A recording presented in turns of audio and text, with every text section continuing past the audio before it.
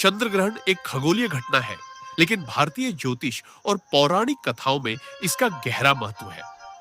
यह चंद्र ग्रहण से जुड़े पौराणिक कारण, महत्व, दोष और निवारण के बारे में विस्तार से बताया गया है।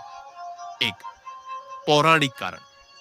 हिंदू पौराणिक कथाओं के अनुसार चंद्र ग्रहण का कारण राहु और केतु नामक दो छाया ग्रह है। यह कथा समुद्र मंथन से जुड़ी हुई है। समुद्र मंथन। एक बार देवता और दानवों ने मिलकर अमृता के लिए समुद्र का मंथन किया। मंथन से अमृत सहित कई मूल्यवान वस्तुएं निकली। मोहिनी अवतार। जब अमृत निकला तो देवताओं और दानवों के बीच इसे पाने के लिए झगड़ा शुरू हो गया। तब भगवान विष्णु ने एक सुंदर स्त्री, मोहिनी, का रूप धारण किया। उन्होंने देवताओं और दानवों को अलग अलग पंक्तियों में बिठा दिया और अमृत पिलाना शुरू किया। राहु का छल।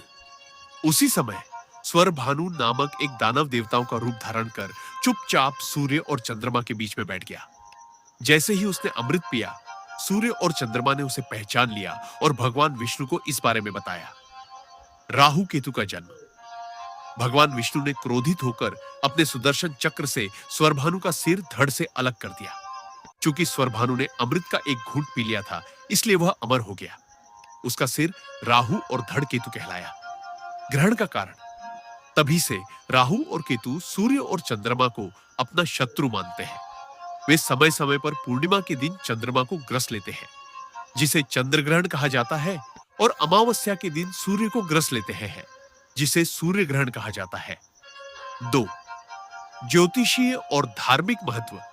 ज्योतिष में चंद्र ग्रहण को एक महत्वपूर्ण और अक्सर अशुभ घटना माना जाता है। मन पर प्रभाव।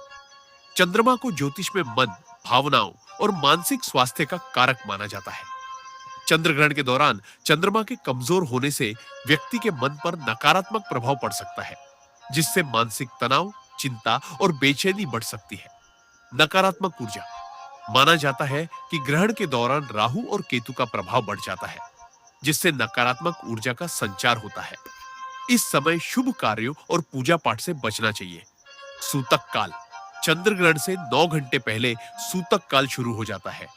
इसे एक अशुभ समय माना जाता है, जिसमें भोजन, पानी और किसी भी प्रकार के शुभ कार्य से बचना चाहिए। 3. चंद्र ग्रहण के दोष। चंद्र ग्रहण के दौरान कुछ विशेष दोष माने जाते हैं, जो व्यक्ति के जीवन पर बुरा प्रभाव डाल सकते हैं। स्वास्थ्य संबंधी समस्याएं।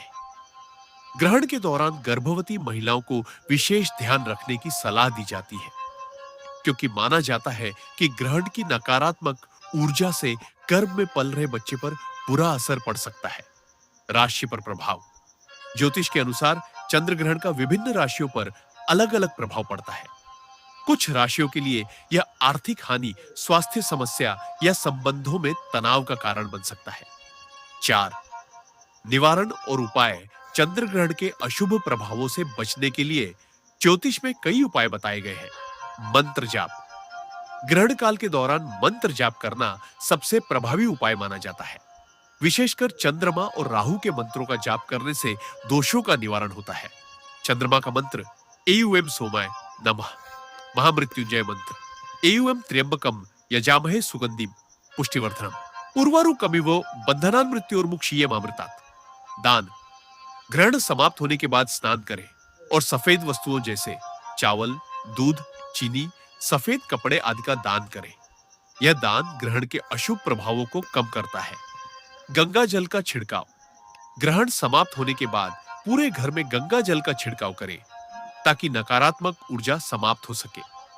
ग्रहण के बाद स्नान।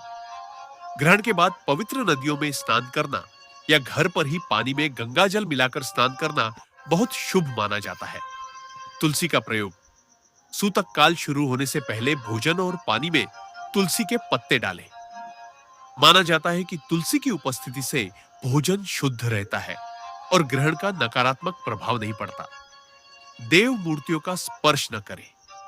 ग्रहण के दौरान मंदिरों के कपाट बंद कर दिए जाते हैं और देवी देवताओं की मूर्तियों को छूना वर्जित माना जाता है।